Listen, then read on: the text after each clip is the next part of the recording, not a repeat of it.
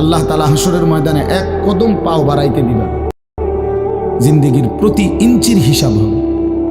আন উমরিহি ফিমা আফনাহু, পুরা হায়াত বান্দা কোথায় ব্যয় করেছো বলো আমাকে, আমার দেওয়া হায়াত।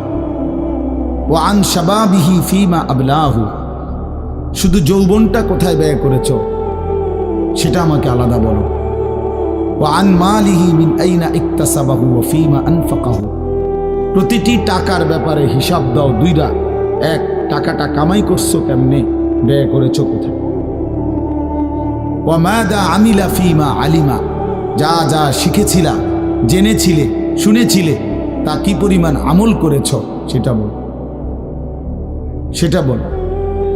এই জন্য এই বিষয়গুলো জরুরি। বা রাসূলুল্লাহ সাল্লাল্লাহু আলাইহি সাল্লাম বলেন, এগুলো উত্তর না দিয়ে কোনো মানব সন্তান হাসরের ময়দানে এক কদম সামনে যাইতে পারবে।